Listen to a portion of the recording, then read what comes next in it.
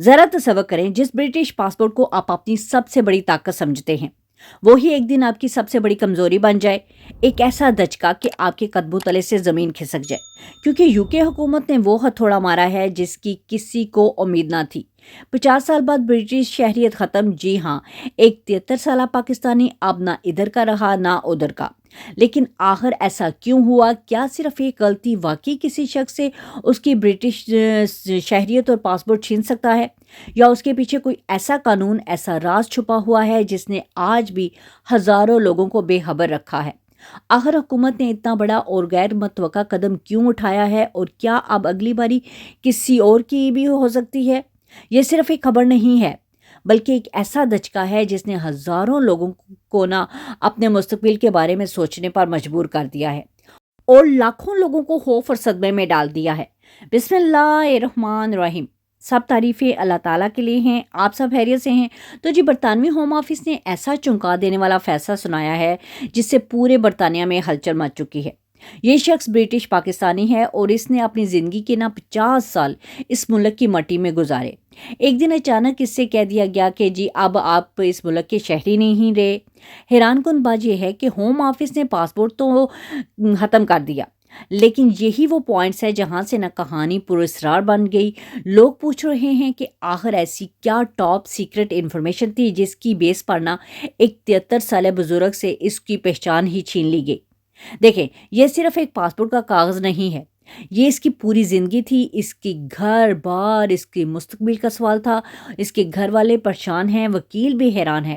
ہم جس شخص کی یہاں پہ بات کر رہے ہیں نا، وہ ہے جی 73 سالہ شبیر احمد۔ ذرا سوچے، آج سے ٹھیک 50 سال پہلے جب وہ جوانی کی دہلیز پار کر کے نا، وہ بھی لاکھوں پاکستانیوں کی طرح آنکھوں میں نا بڑے بڑے خواب سجا کر اس ملک میں نا یہاں یوکے میں آیا۔ پھر جی مانچسٹر کے شہر اولڈہم کی ان گلیوں میں اس نے اپنا گھر بسایا۔ اس نے وہاں سے اپنی زندگی کے بہترین 5 دہائیاں گزاری۔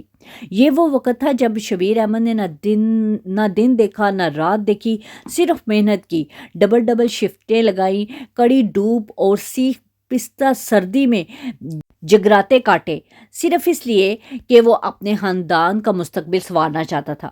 پھر وہ جی دن آیا جب اس کے ہاتھ میں وہ برٹش پاسپورٹ آیا۔ جیسے اس نے نا اپنی محنت کا ثمر سمجھ کر برٹش پاسپورٹ کو نا سینے سے لگا لیا۔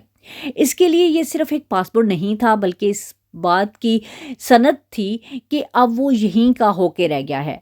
اس کا گھر ہے، اس کے بچے ہیں، اس کی یادیں ہیں، سب کچھ اسی ایک پہچان سے جڑا ہوا تھا۔ لیکن جی کسی پتا تھا کہ جس مٹی کو اس نے خون پر سینے سے سجایا، وہی مٹی ایک دن اس کے لیے اجنبی ہو جائے گی۔ لیکن پھر اس کہانی میں نا ایک ایسا موڑ آیا جس نے سب کو ہلا کے رکھ دیا۔ کسی کے وہم و گمان میں بھی نہ تھا کہ وہ 50 سال کی اس سفید پوشی اور محنت کے پیچھے کوئی ایسا داغ بھی ہو سکتا ہے۔ ایک دن اچانک پتہ نہیں اس سے کیا سوجی یا حالات نے کس رخ پہ ڈالا کہ شبیر احمد کا نام نہ 2012 میں رچڈیل گرومنگ گینگز میں ملوث کر دیا گیا، یعنی اس کے ساتھ جوڑ دیا گیا۔ جی ہاں، یہ وہی سکینڈل جس نے نا پورے برطانیہ کو ہلا کے رکھ دیا ہے۔ جب یہ خبر سامنے آئی کہ شبیر احمد اس گنونی سازش میں ملوث ہے، تو جی اولڈہم کی ان گلیوں میں نا ایک بالکل سناٹا چھا گیا۔ جس شخص کو لوگ ایک محنتی پاکستانی کے طور پہ جانتے تھے، اس پر نہ ایسے سنگین الزامات لگائے گئے کہ اس کی 50 سال کی ساری ساکھ ایک لمحے میں مٹی میں مل گئی۔ جب اس کیس کی تہ کھولی تو سچائی سامنے آئی، وہ صرف افسوسناک ہی نہیں بلکہ بے حد لرزہ خیز تھی۔ جیسے جیسے قومی سطح پر نہ تحقیقات آگے بڑھتی چلی گئی، تو یہ انکشاف ہوا کہ شبیر احمد اس گروہ کا کوئی معمولی آدمی نہیں تھا، بلکہ انہیں اس پورے معاملے کا نا رنگ لیڈر کہا جا رہا تھا۔ تحقیقات اداروں کے مطابق یہ سلسلہ کسی ایک دن کی بات نہیں تھی، بلکہ کئی سالوں تک جاری رہا۔ اس پر یہ سنگین الزامات ثابت ہوئے کہ اس نے معصوم اور کم عمر بچیوں کو اپنی ناپاک خواہشات کا نشانہ بنایا اور انہیں مسلسل گروم کرتا رہا، یعنی ایک ایسا جال بچھایا جہاں ان بچیوں کے بچپن، ان کی زندگیوں کے ساتھ وہ کھیلتا رہا۔ دیکھیں، जहां हम एक पाकिस्तानी बुजुर्ग की शहरियत छीनने पर जज्बाती हो रहे थे, वहीं जी कानून के सामने ये वो भयानक हकायक थे जिनकी वजह से होम ऑफिस ने ना इतना सख्त कदम उठाया। ये वो मोड़ है जहां से ना ये कहानी हमदर्दी से निकलकर सख्त तरीन कानूनी कार्रवाई की तरफ ना मोड़ दी गई। और अब इसी वजह से बरतानवी हुकूमत इन्हें इस मुल्क के लिए एक खतरा समझ रहा है। तो जी जब शबीर अहमद को ये केस और बरतानवी हुकूमत का मौक़िफ़ अदालतों में पहुंचा, तो जी एक नई कानूनी जंग शुरू हो गई। होम ऑफिस का मौक़िफ़ बिल्कुल वाज़ेह था, दो टोक था। उनका कहना था कि जी जिस शख्स ने माशरे की सबसे मासूम तबका यानी बच्चों के साथ ऐसा सलूक किया हो, वो इस मुल्क की शहरियत रखने का हक खो चुका है। अदालत के सामने ये सवाल रखा गया कि जी क्या 50 साल की रहाइश किसी को इतना बड़े जुर्म के बाद भी तहफ़्फ़ुज़ दे सकती है। होम ऑफिस ने दलील दी कि शबीर अहमद की मौजूदगी बरतानवी माशरे के लिए ना एक मुस्तकिल खतरा है और अवामी मफाद में भी, यानी पब्लिक जो एरिया है उसके लिए भी सिटीज़नशिप ना ख़त्म करना हमारे लिए लाजमी होगी। इस कानूनी कार्रवाई के दौरान शबीर अहमद के जो वकील थे, उनकी उम्र और बरतानिया में गुजारे हुए तवील अरसे का सहारा लेने की कोशिश तो की, लेकिन जुर्म की संगीनी इतनी ज़्यादा थी कि कानून का हथौड़ा चल ना सका। अब जी मामला सिर्फ जेल का नहीं था, बल्कि इसकी पहचान का था जिसके बलबूते पर वो यहाँ पे रह रहा था।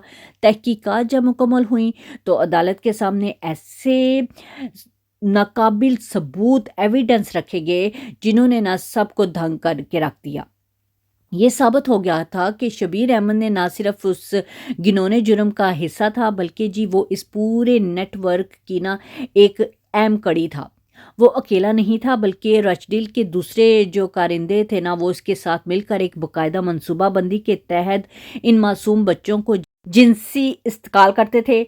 सबूतों से ये बात बिल्कुल वाज़ह हो गई कि इन लोगों ने बरसों तक इंसानियत की जो सोच तरीके से ना मासूम जिंदगियां को ना बर्बाद किया। जब ये तमाम एविडेंस जज के सामने रखे गए तो उसकी ना 50 साल रहाइश का असर बिल्कुल ख़त्म हो गया, क्योंकि बरतानवी कानून के मुताबिक अगर आपकी मौजूदगी अवामी जो तहफ़्फ़ुज़ के लिए ख़तरा बन जाए ना, तो हुकूमत को ये इख्तियार दिया जाता है कि वो आपसे आपकी जो ब्रिटिश सिटीज़नशिप है ना, वो वापस ले ले। आखिरकार वो वक़्त आ गया जब जी अदालत ने अपना हतमी फ़ैसला सुनाया। बरतानवी हुकूमत की तरफ से पेश किए गए इन तमाम ठोस सबूतों को, इंसानियत हक़ाइक़ को सामने रखते हुए जज ने एक ऐसा फ़ैसला सुनाया जिसने ना सबको हिला के रख दिया। अदालत ने शबीर अहमद को इसकी संगीन जराइम की पादाश में ना 31 साल कैद की सज़ा सुनाई दी। जी हाँ, 31 साल। ये सज़ा उस बात का वाज़ह सबूत थी कि जुर्म कितना बड़ा था और बरतानवी अदालतों ने इस केस को ना इस कदर संजीदा लिया। लेकिन कहानी यहाँ ख़त्म नहीं हुई, बल्कि 31 साल की इस तवील कैद के साथ साथ बरतानवी होम ऑफिस ने वो सबसे बड़ा हथौड़ा मारा जिसका जिक्र हम शुरू में कर चुके हैं, यानी उसकी 50 साल ब्रिटिश शहरियत को ख़त्म कर दिया। अब हालात ये थे कि वो अपनी ज़िंदगी का बड़ा हिस्सा ना सलाहों के पीछे गुजारेगा, और वो जी एक ऐसा शख्स की हैसियत से जिसके पास ना अब किसी मुल्क की पहचान नहीं रही। यही वो पॉइंट था जहाँ से ना शबीर अहमद का ब्रिटिश पासपोर्ट महज एक कागज़ का टुकड़ा बन के रह गया और इसकी बरतानवी पहचान हमेशा के लिए ना ख़त्म कर दी गई। लेकिन यहाँ से ना एक ऐसा अजीब कानूनी मोड़ शुरू हुआ जिसने ना बरतानवी हुकूमत के भी हाथ पांव फैला के रख दिए। देखिए, बरतानिया ने चंद साल पहले एक सख्त कानून बनाया था कि दहशतगर्दी या बच्चों की जिनसी इस्तेमाल जैसे संगीन जराए में ना मुलव्वस डुअल नेशनल की ब्रिटिश सिटीजनशिप को फ़ौरन ख़त्म कर दिया जाएगा। कि आपको पता है कारी अब्दुल रऊफ़ और आदिल खान जैसे लोगों के जो केसेस खुले थे, उनको भी इस कानून की जर्द में आकर उनकी ब्रिटिश सिटीजनशिप उनको ख़त्म कर दी गई थी। लेकिन शबीर अहमद के केस में ना इनके वकीलों ने एक ऐसा मास्टर मूव गेम खेली जिसने सबको चकरा के रख दिया। जैसे ही इन्हें पता चला कि जी ब्रिटिश पासपोर्ट इसका ख़त्म होने वाला है, उन्होंने जी फौरी तौर पर शबीर अहमद की पाकिस्तानी शहरियत से भी ना यानी ख़त्म कर दिया कि मैं पाकिस्तानी शहरियत को रिजेक्ट करता हूँ, वो मुझे नहीं चाहिए, उसका ऐलान कर दिया। अब जी इसका मकसद क्या था? मकसद ये था कि शबीर अहमद को एक स्टेटलेस यानी बेवतन शख्स करार दिलवा दिया, क्योंकि برطانوی امیگریشن قانون کے مطابق نا آپ کسی شخص کو اس وقت تک ڈیپورٹ نہیں کر سکتے جب تک کوئی دوسرا ملک اسے قبول کرنے کو تیار نہ ہو۔ اب جی وہ پاکستانی شہری بھی نہیں رہا تو پاکستانی انہیں کیوں قبول کرتے؟ یہ ایک ایسا قانونی لوپ تھا جس کی وجہ سے نا برطانوی حکومت اسے چاہ کر بھی اب ڈیپورٹ نہیں کر پا رہی تھی۔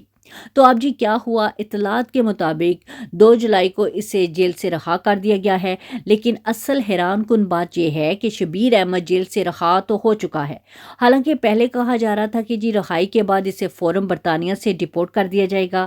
اب حکومت کا کہنا ہے کہ 1971 کی امیگریشن قانون کے تحت اس کچھ قانونی تحفظ حاصل ہے، یعنی اسے قانون کا تھوڑی سپورٹ ہے، اس لیے فی الحال اسے ملک سے ہم نہیں نکال سکتے۔ اس پر الیکٹرانک ٹیگ لگا دیا گیا ہے اور وہ رچڈیل اور اولڈم جانے پر اس کی پکی پابندی لگا دی گئی ہے، لیکن اس کے جو متاثرین تھے وہ اب شدید خوف میں اپنی زندگی گزار رہے ہیں۔ کچھ جو متاثرین ہیں وہ بیچارے ڈرے ہوئے ہیں، سہمے ہوئے ہیں، باہر بھی نکلتے ہیں تو ڈرتے ہیں اور وہ سوچتے ہیں کہ جی اپنی حفاظت کے لیے نا ہم اپنا گھر بدلنے تک بھی سوچ رہے ہیں۔ وہ اتنی حد تک یہ لوگ ڈر چکے ہیں کہ یہ شخص جیل سے نکل چکا ہے۔ ادھر حکومت کا کہنا ہے کہ وہ جی اسے ڈیپورٹ کرنے کے لیے ہر ممکن قانونی راستہ تلاش کر رہے ہیں، لیکن اس کے لیے صرف برطانوی قانون ہی نہیں بلکہ پاکستان کی رضامندی بھی ضروری ہوگی۔ اس لیے ابھی تک اس معاملے کا کوئی حتمی فیصلہ سامنے نہیں آیا، لیکن وہ آزاد نہیں ہوگا۔ اس سوسائٹی میں ایک مخصوص گھر میں اس کی کڑی نگرانی کی جائے گی، خاص قسم کے افسران اس کی ہر موومنٹ، اس کے کھانے پینے، اس کی ہر رابطے پہ 24 گھنٹے نظر رکھیں گے۔ وہ برطانیہ میں تو رہے گا لیکن ایک قیدی کی طرح، جن کا نہ تو کوئی پاسپورٹ ہوگا نہ ہی کوئی پہچان ہوتی ہے۔ تو یہ تھی جی شبیر احمد کی وہ کہانی جس نے نا آج پورے برطانیہ میں ایک بحث چھیڑ دی ہے۔ ذرا سوچیں، وہ شخص جو 50 سال پہلے ایک روشن مستقبل کا خواب لے کے یہاں UK آیا تھا، آج اس کا انجام کیا ہوا؟ صرف ایک غلط فیصلہ اور سنگین جرم کی وجہ سے آج 50 سال بعد اس کی برٹش سٹیزن شپ بالکل ختم کر دی گئی ہے۔ قانون کی اس شطرنج چال نے اس سے جیل سے باہر تو نکال دیا، لیکن حقیقت یہ ہے کہ وہ آج ایک ایسی دیوار کے پیچھے کھڑا ہے جہاں سے نہ واپسی کا کوئی راستہ نہیں ہے۔ وہ آج سچ مچ نہ ادھر کا رہا نہ ادھر کا رہا، نہ اس کے پاس برطانیہ کی پہچان ہے اور نہ ہی اس کے پاس پاکستان کا کوئی سہارا ہے۔ وہ اپنے ہی ملک میں نا ایک بے وطن قیدی بن کر رہ گیا ہے۔